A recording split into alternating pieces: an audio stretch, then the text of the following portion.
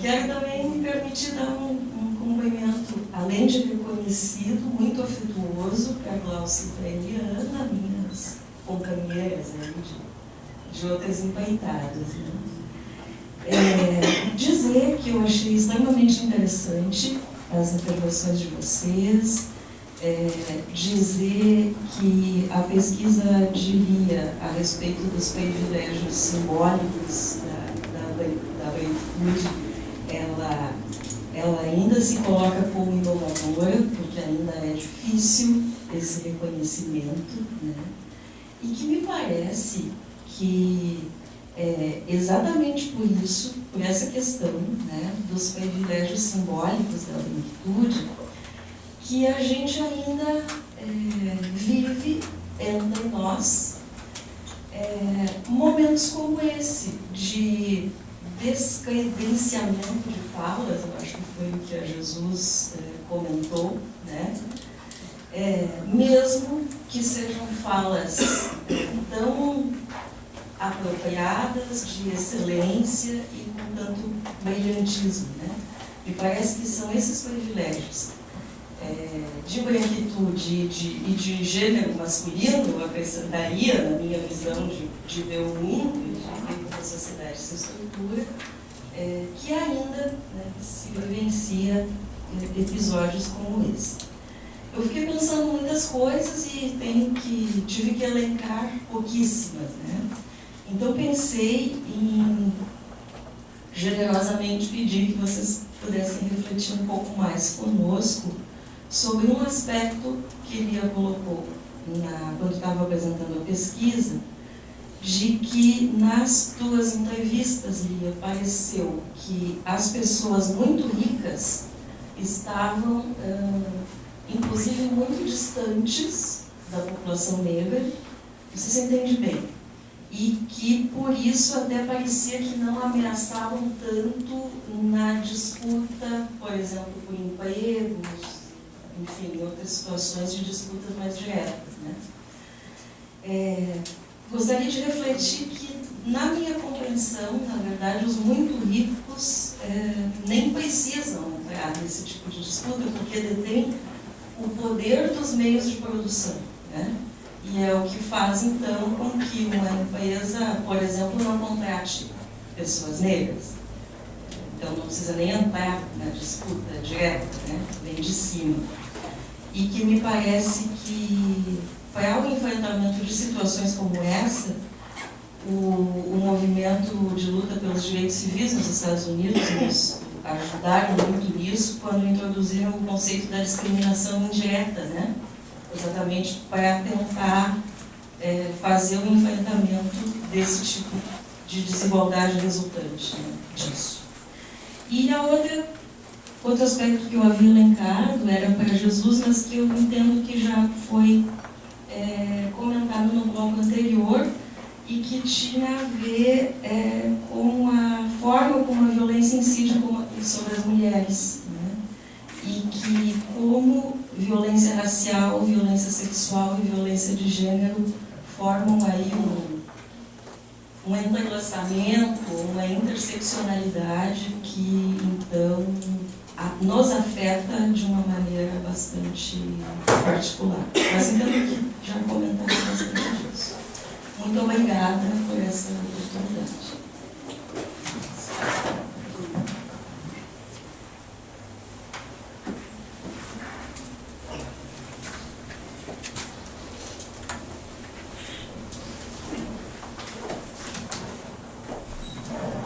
Boa noite a todas e a todos. Eu queria primeiro, assim, agradecer e dar um abraço no coração da Eliane e da Glaucia, né? Eu sou psicóloga, meu nome é Sandra Lee, eu me formei em 85 na Unicinos. No curso todo, era sonho de negra. Eu queria falar um pouco assim da questão da formação. E colocar assim para vocês duas, né, na mesa, assim, um prazer imenso, né, e ter uma psicóloga negra e uma psicóloga branca falando sobre essa questão. Eu acho que isso é um passo, né, para a psicologia. porque não dá mais para, né, metade da população, né, nós somos a metade da população, e não dá mais para os não negros, né, ficarem indiferentes a essa questão. Teria muito para dizer, mas assim, falando um pouco, em 85, quando eu me formei, eu fui para psicologia depois de ter feito matemática, porque não tinha condições de pagar o curso de psicologia, porque só tinha na Unicinos e na PUC. Então eu fiz primeiro matemática para depois ir para psicologia. E aí então a gente só tinha nas universidades particulares, né, PUC e Unicinos. Eu também sou Ialorixá. E claro, quando eu me formei ainda não tinha essa condição, né, de ser Ialorixá, né? Eu era adepta da religião de matriz africana. E eu pensava assim, eu vou fazer o meu trabalho de conclusão na questão da minha matriz. Mas numa universidade, né, confessional, não tinha, bom, para não dizer que não tinha ninguém para me orientar, não tinha como fazer. E aí eu criei o mesmo processo que você estava colocando ali, só que eu me defendi antes e não fiz, né, o trabalho nessa área. Mas a defesa foi tanta que eu não me atrevi a fazer mestrado e doutorado. E aí eu quero trazer um pouco assim para a minha vida agora. Eu tenho 2 filhas, uma de tez mais escura e bem escura, né, e a outra de tez bem clara, que poderia, se alisasse o cabelo, passar para o branco.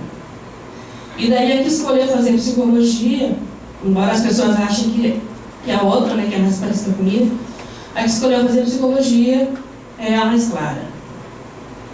E eu estou agora em Porto Alegre, eu voltei eu moro em Pelotas, depois de 12 anos, voltei para Porto Alegre. E só vou os 15 de semana para Pelotas e me deparo com a minha filha. E minha mãe diz, olha, a Ana não está indo à aula. E ela faz em Pelotas não tem universidade, não tem curso na federal, agora criaram. E ela está no 8º semestre. E a Ana não vai na aula. Como assim a Ana não está indo na aula? Não dá. Vamos ver o que está acontecendo. Me desculpe se eu ficar emocionada. E aí eu chego no quarto, assim, tá toda bagunçada. Que isso? Aí eu faço um carnaval sempre quando eu chego em casa, né? E ela diz, mãe, eu não tô legal. Como não tá legal? Eu pago 1.500 por semestre, vem me dizer que não tá legal. E que não tá... Mãe, eu não aguento mais aquela faculdade. Mãe, eu não aguento, mas eu não quero mais viver. Aí me assustei, né? E fui procurar tudo. Ela faz terapia. Já vou responder. Ela faz terapia. Não, faz terapia, inclusive já para formação. Sim. E aí ela me disse, não dá. Eu disse, tá aí, por que não está indo na aula? Não, porque a última aula que eu fui, fazia 1 mês que eu não estava indo à aula, eu fui à aula da professora mais complicada da sala e gabaritei a prova. E aí meus colegas disseram, mas como? Tu não vem à aula e gabarita a prova? Ela sofreu o que vocês podem imaginar. E eu não aguento mais, eu não vou.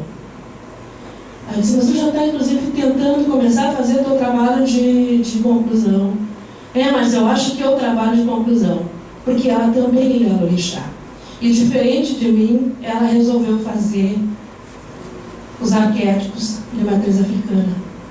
Porque ela não tinha me dito que ela tinha escolhido isso, né? Porque se ela tivesse me dito, eu tinha, calma, deixa isso para o mestrado, para o doutorado, te forma agora e não faz. Mas ela estava fazendo, e a professora que estava orientando não era do curso de psicologia, que estava ajudando, não era do curso de psicologia. E assim, esse relato que eu quero te colocar, né, até porque tu disseste que está fazendo um trabalho nessa área, né, e a minha filha certamente é um exemplo disso, né. Óbvio que a gente fez todo, eu sou militante, né, as pessoas que me conhecem sabem, eu sou militante. E fui para a universidade, fiz um estardalhaço, né, para tentar, não vou dar por frequência, e fomos atrás de atestado médico, essa coisa toda. Ela está retomando, né, está retomando as aulas, e não é por ser minha filha, mas retomando com brilhantismo. Só que o sofrimento continua.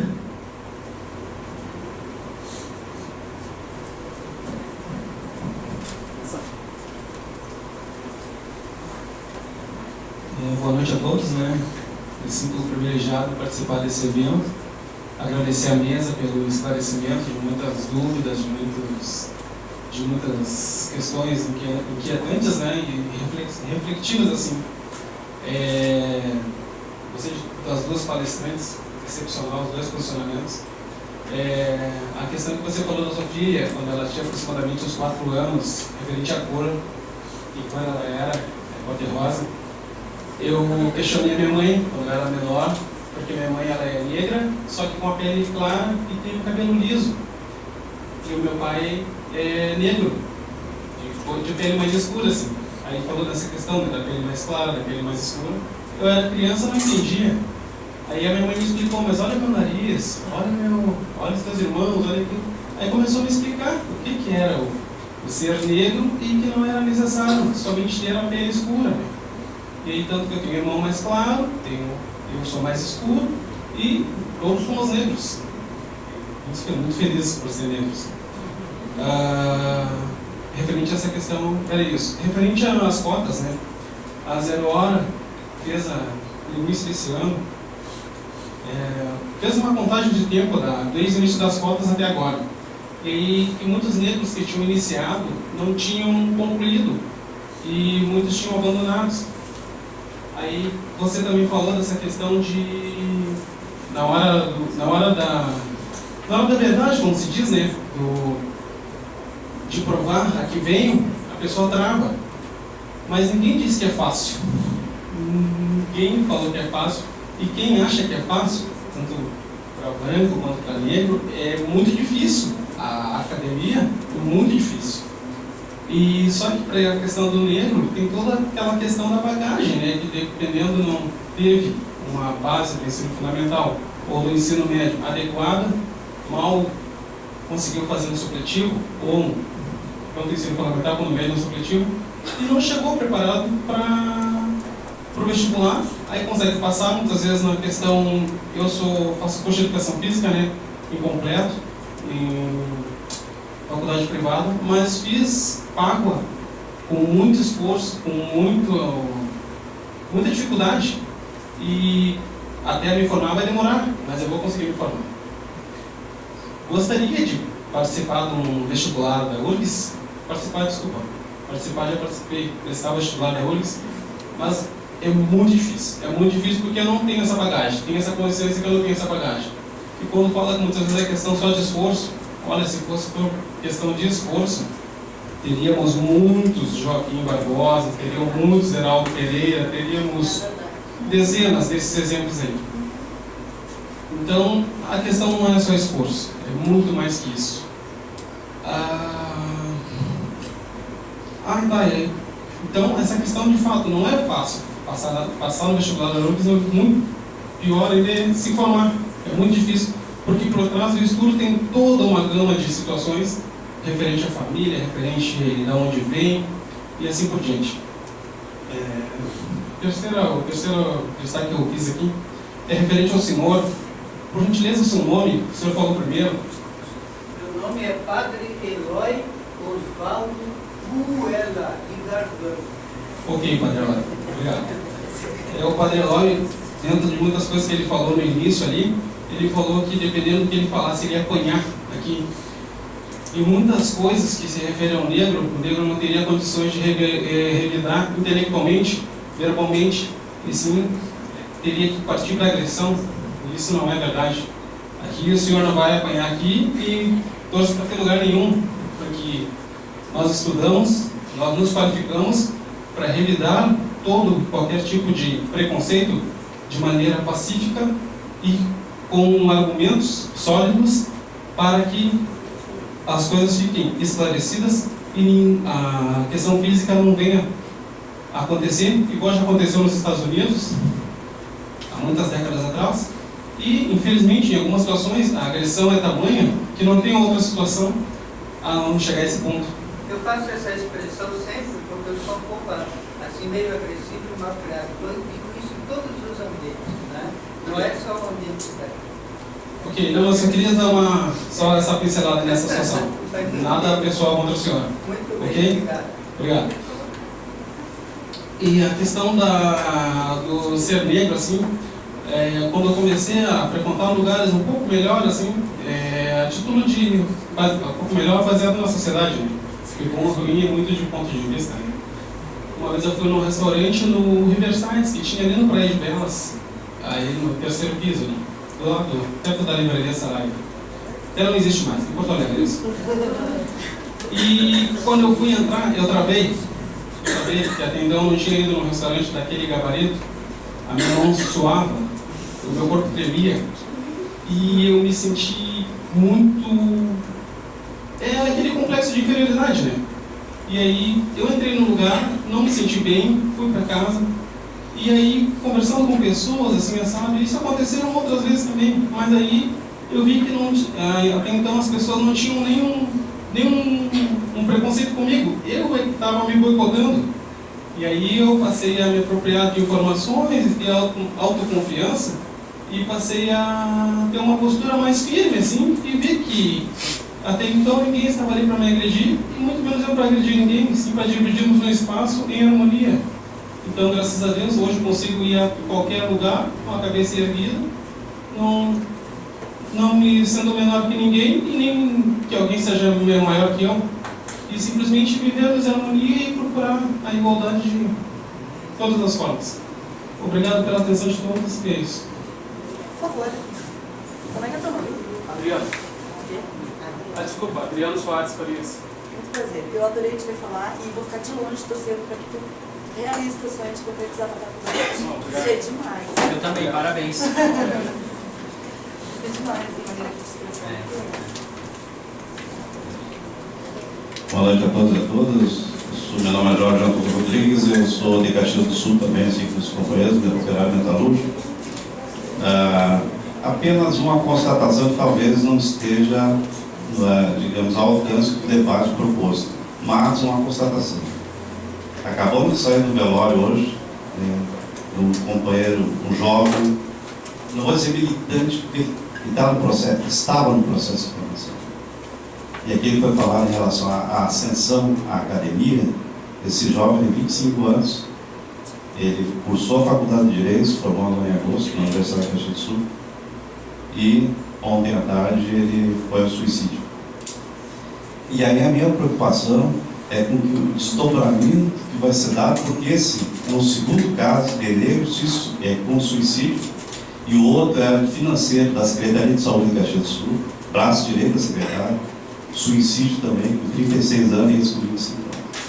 A minha preocupação é em relação à abordagem, ao desdobramento dessa situação, que me parece que está sendo uma constante. Outro aspecto, outra constatação, só faço isso porque eu acho que as abordagens foram amplas e bem sucedidas. Eu quero dizer o seguinte: Caxias hoje está convivendo um processo imigratório de haitianos, pessoal ontem me falaram de Haiti, Senegal. tem o pessoal da universidade, que é Cabo Verde, enfim, aí já é uma situação que vem através do processo de intercâmbio. Mas o fato é que eu vi outro dia na cidade 2 haitianos correndo, eles estavam vendendo joias, essas bijuterias na praça, e o pessoal da fiscalização correndo atrás. A minha preocupação é o seguinte: esse processo de adaptação, a reação da própria sociedade, situações como essa, vamos dizer, esses negros estão chegando para roubarem os nossos postos de trabalho numa cidade que, do ponto de vista capitalista, a situação é enfrentamento total. A gente sabe, conhece, tem a história dela, acompanha, procura intervir, mas o fato é que a marca é essa. O perfil da cidade é esse. E como essas pessoas estão chegando, eu fico preocupado, né, nesse processo todo, como é que vai se dar essa relação e o que isso vai estar gerando. A partir do momento que eles estão bem, não só se inserem, mas permanecem, e como é que a gente vai estar lidando com isso. Então, muito obrigado. Talvez fuja um pouquinho, mas acho que as constatações são extremamente preocupantes. Bom, a ideia de passar, né, para Jesus e para Lia, né, fazer as considerações e estar respondendo.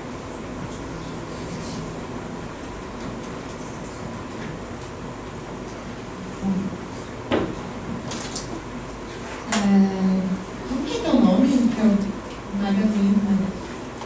A primeira pergunta que você me fez não sei se você conhece o livro Racismo à Brasileira, do Eduardo Teles, que ele vai fazer uma diferença entre as relações raciais verticais e as relações raciais horizontais. Ele escreve, acho que é bem isso para pensar assim, o branco de classe alta, né, e o branco de classe pobre, porque as relações, quando elas são verticais, não é realmente uma ameaça, né?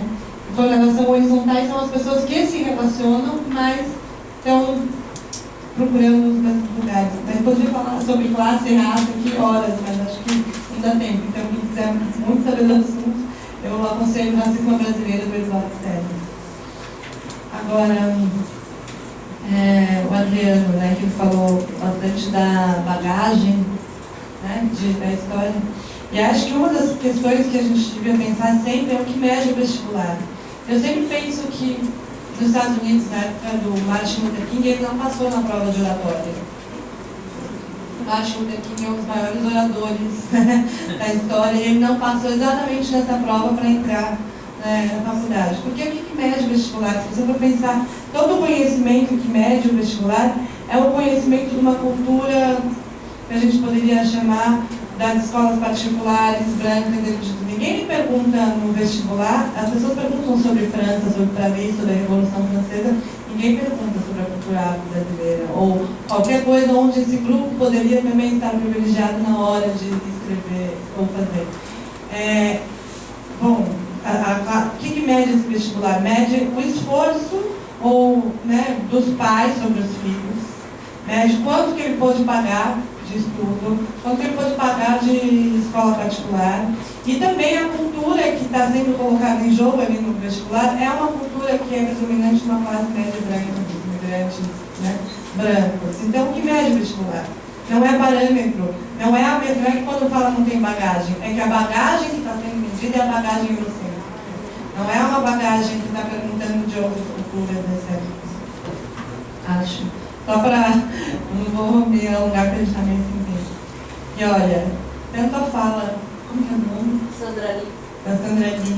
E a tua, assim, dói muito responder, porque a maior psicóloga que escreveu sobre o assunto, né, tornar-se negro, que é a Neuza Santos, ela se suicidou.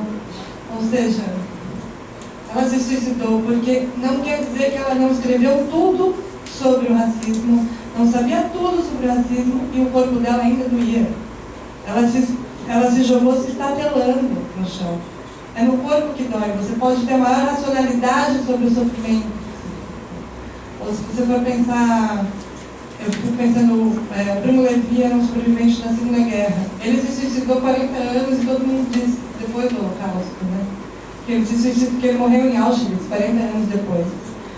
O sofrimento psíquico, ele pode ter escrito, ele pode ter pensado, como a Neuza Santos, que é a maior psicóloga que escreveu Tornar-se Negro, do reconhecimento da identidade negra, também se suicidou. Então, entre passar da parte emocional e da parte racional, que é o sujeito que está ali, que está na militância, que está sabendo, que sabe que o que faz sofrer não é a cor da pele. O que fazia o cara morrer não era ele ser judeu, a culpa não era ele ser judeu, era o nazismo, não é a cor da pele que faz ele sofrer, é o racismo, mas era o corpo dele que dói. Era o outro que ia para o campo de concentração. Mesmo que ele saiba que é o racismo ou que é o machismo, né, é no corpo da mulher que vai o abuso.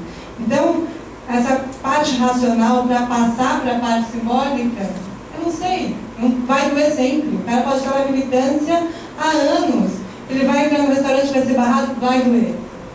E como a gente tem que aprender a lidar com isso como psicólogos e com todo mundo que trabalha na militância negra, porque tem uma ideia de que quando a pessoa entrou na militância, ou ela está ali, ela está protegida, ela vai parar de sofrer. Não, ela vai levar um susto quando ela for barrada, mas ela pode voltar muito triste. Então isso tem que estar sendo falado, porque a gente fala muito da força, né? Da identidade, da coisa do Black Power, mas a gente é como se obrigar essa força, obrigar essa também é deixar de ser humano. Então essa parte psíquica está muito forte para quem trabalha, mesmo com os militantes, mesmo que trabalham com pessoas muito fortes sobre isso, não quer dizer que a pessoa não vai continuar sofrendo, né?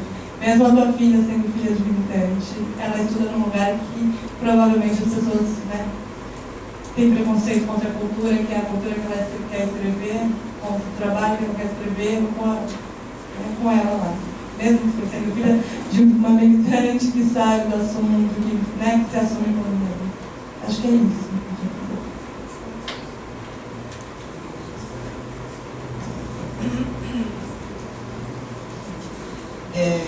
É isso, eu ia falar também de Deus, aí acho que eu já conto muito bem, porque ela mexeu com uma militância, inclusive, porque a gente considera o movimento, o livro Tornar-se Negro, como fosse um livro de cabeceira, né? Entrou no movimento, começou a discutir a questão racial, pega a Neuza Santos e dali já começa a visualizar alguma coisa. Então, era aquele livro imprescindível na militância e a referência dela, mesmo sabendo que ela vinha no processo e depois disso ela não conseguiu produzir muita coisa mais na temática e mesmo como psicanalista ela não conseguiu reconhecimento como profissional desse campo e enfim, teve uma série de coisas e que acabou, ela morreu em 2008, justamente quando eu estava concluindo meu mestrado.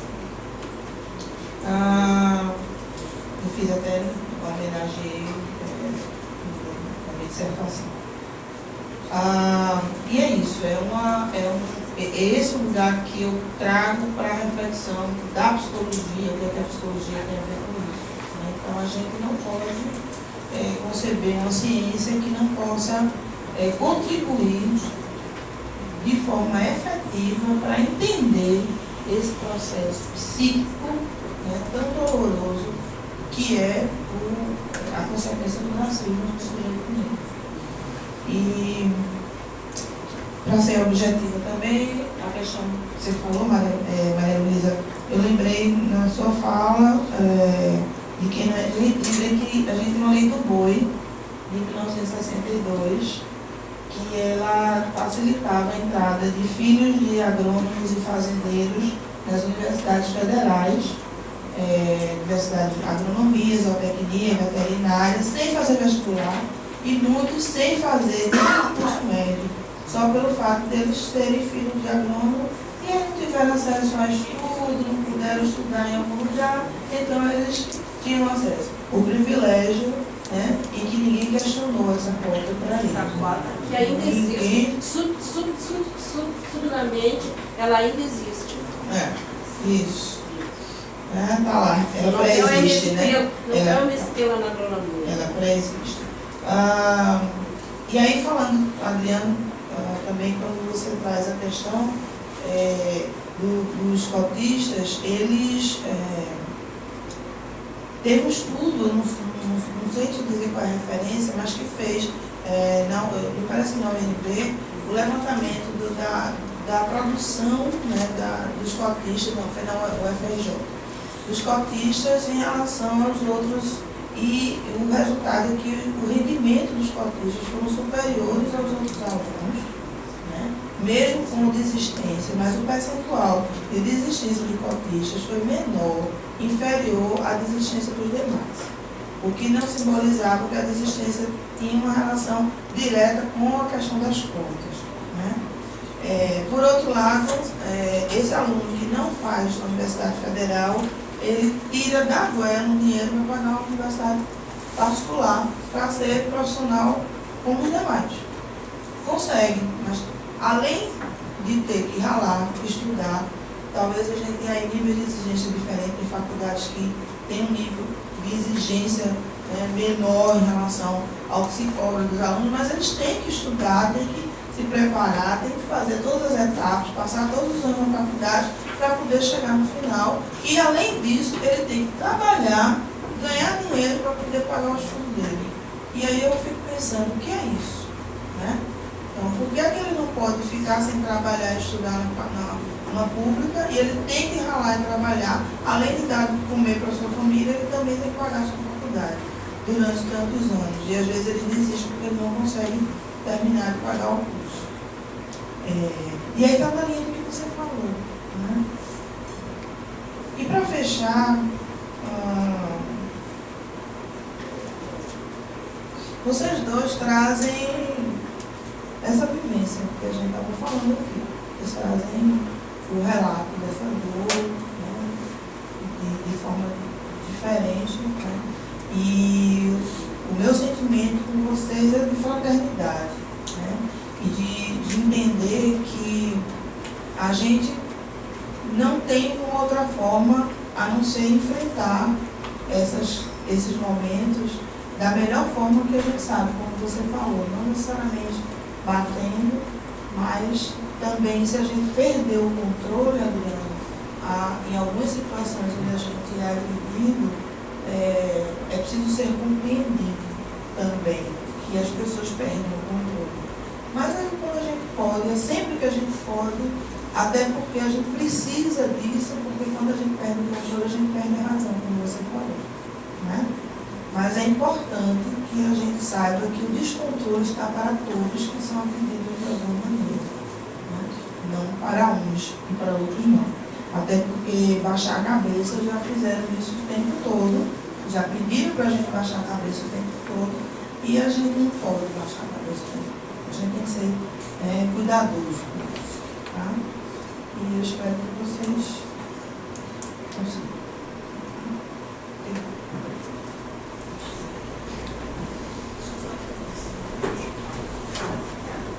Alô?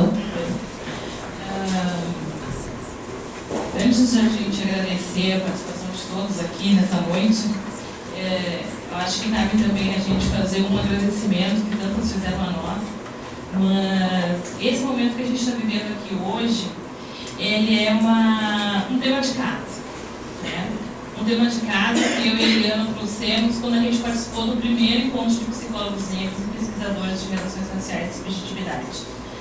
E que aconteceu há 2 anos atrás em São Paulo, e quando a gente saiu de lá, a gente saiu com essa tarefa de trazer para dentro do conselho essa discussão das relações raciais. E a gente foi, aí agora eu faço o agradecimento à Vânia e à Silvia Juliane, que foram as primeiras pessoas que a gente conversou aqui dentro do conselho e que disseram: não, gurias, vocês têm que vir aqui para o conselho e venham fazer parte da Comissão de Políticas Públicas. Né? A gente ficou muito redundante, né?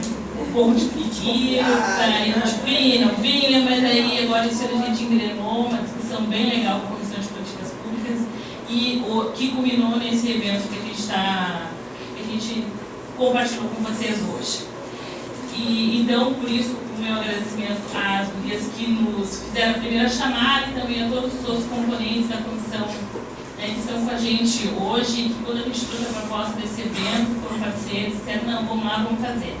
Né? E também para as gurias que vieram de longe, né? Jesus mais longe, ali um pouco mais perto, mas foram fundamentais e excelentes em todas as suas colocações. E também vocês, né? Eu vejo que tem gente de Porto Alegre, gente de Pelotas, de Caxias. Para a gente é uma satisfação muito grande ter vocês aqui. agora com a palavra, vou fazer 2 convites a vocês. Né? O primeiro, que entre esse momento, né, como a Eliana falou ali no começo, ele vem chamar um pouco a atenção, né, um evento preparatório para o segundo PCNEP. Né? A saga continua, né? Vai ser no ano que vem, né, em Recife, né, lá na Terra de Jesus, em março de 2013. Né? A gente tem já um site, né, o PCNEP, né, tem um site que fica hospedado no site do Conselho Federal de Psicologia. Né? Eu convido a todos a visitar esse site, né? Tem lá um linkzinho, né? Tem os vídeos do primeiro PCNEP, tem os documentos produzidos, né, os produtos de todo o evento, as falas dos seminários, os trabalhos apresentados, vídeos com os depoimentos das pessoas que participaram do primeiro encontro, tem outros documentos que relacionam, né, a discussão da psicologia das relações raciais. E em breve também vai ter maiores informações sobre o segundo PCNEP, período de inscrição, submissão de trabalhos, e vai ser bem interessante quem conseguir ir e participar desse evento. Acho que vai ser um momento de poder estar ampliando essa discussão que a gente teve aqui hoje, que foi uma pequena amostra do que foi o PCNEP há 2 anos atrás, onde a gente ficou 3 maravilhosos dias discutindo isso pelo campus da USP em São Paulo, e eu acredito que o ano que vem lá no Recife vai ser muito melhor. E o segundo convite... Desculpa, deixa eu só acrescentar. E é uma preparação porque o terceiro vem para cá, gente. O terceiro vai ser aqui. A gente tem que estar tirando o primeiro, ou 2 seguidos. Então, a gente tirou o Recife em 2013, com 3 anos. Vai ser aqui. Então, vocês vão para lá. Depois vocês serão... Isso. Não vai ficar esperando pelo terceiro, a gente tem que ir até o terceiro. Saber que faz fácil. Exatamente. Bom, meu segundo convite eu vou ler um textinho. É sobre o 8º Congresso Nacional de Psicologia. Ele vai estar acontecendo no ano que vem. O CNP, que é realizado a cada 3 anos, é a instância máxima de deliberação do Sistema Conselhos de Psicologia, onde são definidas diretrizes para as ações políticas que serão priorizadas durante o triênio seguinte. O processo de debate começa nas regionais, subséries e sessões, por meio de eventos preparatórios e pré-congressos, congressos regionais. Os pré-congressos serão realizados em diferentes regiões do Estado, e são instâncias que aprovam propostas e elegem delegados para o Congresso Regional. No COREP, Congresso Regional, né, os delegados apreciam as propostas, serão sistematizadas e, por sua vez, elegem delegados para o Congresso Nacional. Convidamos a todos os psicólogos a participarem das atividades, cujo detalhamento se encontra em definição por parte do Conselho Federal e da Comissão Organizadora do CNP, que serão amplamente divulgados pelo CNP. E já vai estar acontecendo agora nos próximos dias, né, junto ao encontro da Abraço, que vai ser em Torres, na UBRA, vai ser no próximo dia 31, à tarde, da 1 às 16 horas. Muito obrigada a todas e a todos. Boa noite. Pois é, a gente quer deixar você, mas a gente vai deixar vocês. Mas eu quero dizer da satisfação de estar aqui com vocês. Assim, acho que foi um diálogo muito legal. As falas, os posicionamentos, eu me sinto muito feliz de ter participado desse momento com vocês. Quero agradecer muito.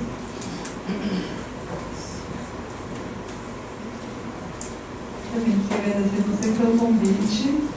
Né?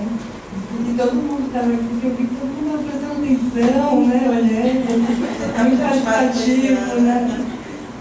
Obrigada pelo convite. Mais voltando.